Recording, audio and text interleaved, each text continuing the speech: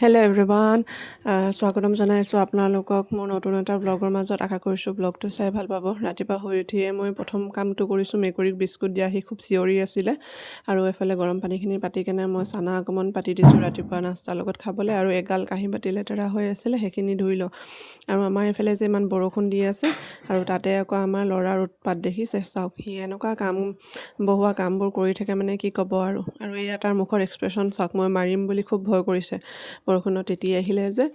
Actually একো কথা নাই, বৰষুণত তিতিব লাগে, মানে কি খেলিবও লাগে, কিন্তু আমাৰ আকৌ ভয় লাগে যে ল'ৰা ছোৱালী বেমাৰ পৰে বুলি, নহয় জানো।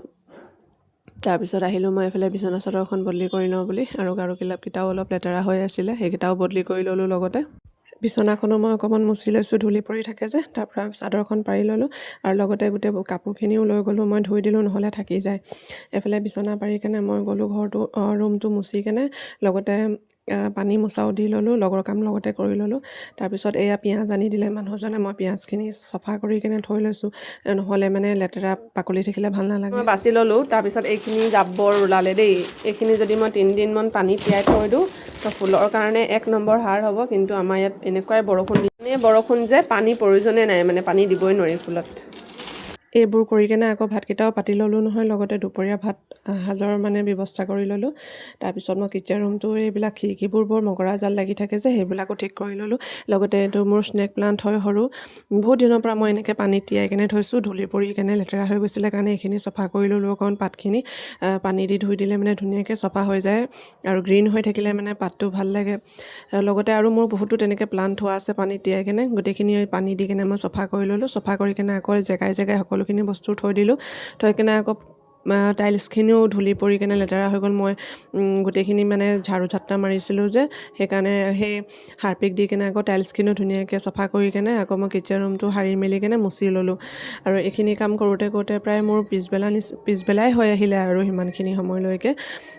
আৰু এইখিনি কৰি মেলি কেনে মই গ'লোঁ আকৌ ফ্ৰেছ হ'বলৈ। আৰু মোৰ বেটা গ'ল বাপেকৰ লগত অকণমান নদী কিনাৰৰ ফালে ফুৰিবলৈ, তাকো লৈ গ'ল মানে ফুৰাবলৈ। কালি যিহেতু ছানডে আছিলে, ঘৰত আছিলেহি, তো বাপেকৰ লগত গ'ল অকণমান নদী কিনাৰৰ ফালে ফুৰি আহিলে। আৰু বাৰিষা দিন যে, বৰষুণো দি আছে, সেইকাৰণে নদীটো পানী বাঢ়ি আহিছে লাহে লাহে পূৰা। এয়া সি খেলি আছে পূৰা। ময়ো আকৌ পিছবেলা সময়ত অকণমান এনেই বাহিৰলৈ ওলাই খোজকাঢ়িলোঁ, মানে ফুলবিলাক চালোঁ, আৰু চাই কেনে আৰু গধূলি হৈ গ'ল। এয়া মই চাহ বনাই আছোঁ আমাৰ কাৰণে। লগতে চাহ বনাই কেনে আকৌ মোৰ ফোন এটাও আহিলে, মানে যোৱাকালি দাৱত এখন আছিলে আমাৰ। মানে আমাৰো দাৱত আছিলে, আমি আকৌ দাৱতত যাব নোৱাৰাৰ কাৰণে ফোন কৰি সুধিছে, কেলৈ নাহিলানো আম্মাই। তাকে এক্সপ্লেইন কৰি আছোঁ মইনো কেলৈ নগ'লোঁ।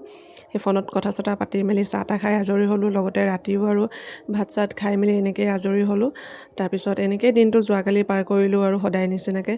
আশা কৰিছোঁ ব্লগটো চাই আপোনালোকে ভাল পাব, আৰু লাইক শ্বেয়াৰ কমেণ্ট কৰিব।